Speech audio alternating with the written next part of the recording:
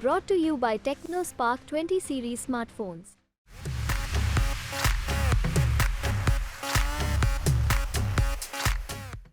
नमस्कार, मैं हूं आपका दोस्त विजय विद्रोही। आप मुझसे जुड़ चुके हैं, इसके लिए आप सबका तहे दिल से शुक्रिया। अगले 7-8 मिनट में आपसे जुड़े रहने की कोशिश करूंगा। तो बीजेपी में तो हर कोई कह रहा है अब की बार एनडीए 400 पार। इंडिया के लिए कहा जा रहा है अब की बार इंडिया 300 पार। लेकिन कांग्रेस के लिए कोई नहीं कह रहा है कि अब की बार कांग्रेस 100 पार। तो क्या कांग्रेस 100 पार आई जा सकती है, इसकी विवेचना करने की कोशिश करते हैं। देखिए, बीजेपी के लिए कुल मिलाकर कहा जाता है कि बीजेपी 150 से शुरू करती है। यानी बहुत कम हुआ तो भी बीजेपी की 150 से नीचे ज्यादा सीटें नहीं आएंगी। लेकिन कांग्रेस के लिए तो मोदी जी कह रहे हैं कि शहजादे की उम्र से कम सीटें आएंगी, यानी 53 सीटें। ममता 40 की बात कर रही हैं, कुछ लोग और 44 की बात कर रहे हैं। तो कांग्रेस का न्यूनतम क्या है जो हर हालत में इस बार उनकी लोकसभा चुनाव में आएंगी ही आएंगी। जैसे कि बीजेपी की बुरा से बुरा प्रदर्शन हुआ तो भी 150 आएंगी। तो मेरे हिसाब से कांग्रेस की 75 है। अगर बीजेपी 150 से शुरुआत कर रही है तो कांग्रेस 75 से शुरुआत कर रही है।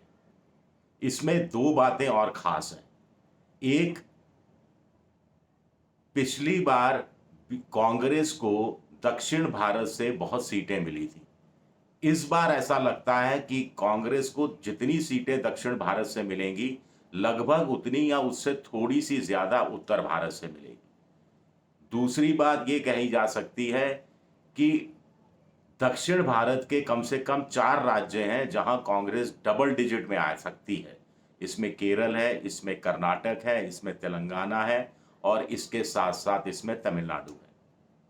कौन कौन से राज्य किस रूप में है मैं बताऊंगा। इसी तरह उत्तर भारत के भी कम से कम 4 राज्य हैं जहां भी कांग्रेस के लिए बताया जा रहा है कि वो डबल डिजिट में आ सकती है। महाराष्ट्र में डबल डिजिट में आ सकती है, राजस्थान में डबल डिजिट में आ सकती है। कुछ लोग कह रहे हैं कि हरियाणा में भी सब कुछ सही रहा तो हरियाणा में भी कांग्रेस डबल डिजिट में आ सकती है। और एक और राज्य है इसके अलावा जहां पर कांग्रेस डबल डिजिट में आ सकती है।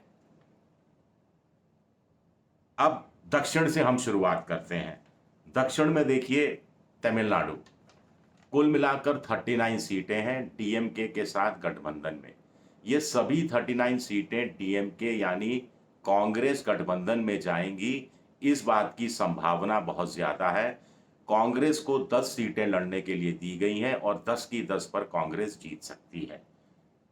इस तरह तेलंगाना में 17 सीटें हैं। पिछली बार कांग्रेस ने 3 सीटें जीती थी।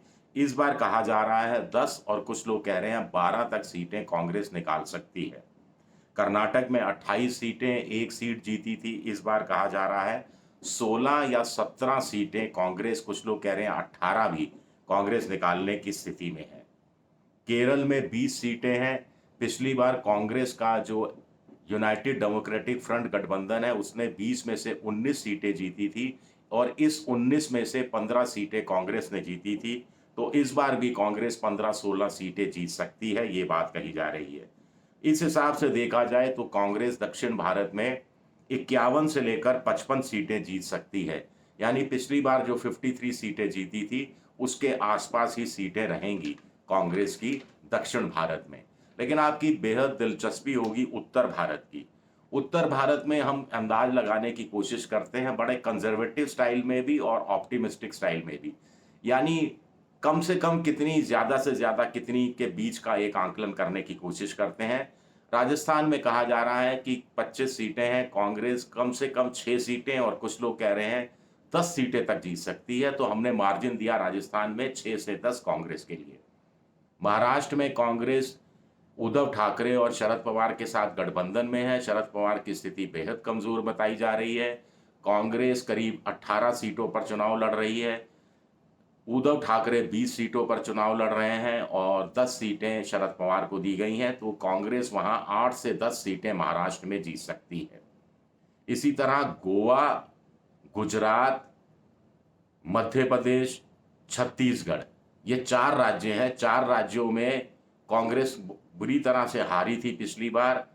गुजरात में 0, गोवा में 1 सीट, मध्य प्रदेश में 1 सीट, छत्तीसगढ़ में 2 सीट। इस बार बताया जा रहा है कि कांग्रेस 7 से 8 सीटें इन 4 राज्यों में मिलाकर जीत सकती है। इसी तरह एक कॉम्बिनेशन दिल्ली का है, हिमाचल प्रदेश का है और उत्तराखंड का है।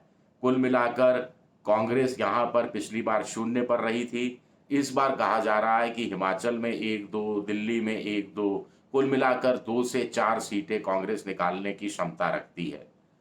पंजाब, हरियाणा और चंडीगढ़ कुल मिलाकर 24 सीटें हैं। पंजाब में कांग्रेस 6-7 सीटें, हरियाणा में कुछ लोग कह रहे हैं 8, कुछ लोग कह रहे हैं 6, कुछ लोग कह रहे हैं 10 और चंडीगढ़ की एकमात्र सीट। तो कुल मिलाकर मोटे तौर पर एक अनुमान के अनुसार 14 से 15 सीटें कांग्रेस निकालने की हालत में है।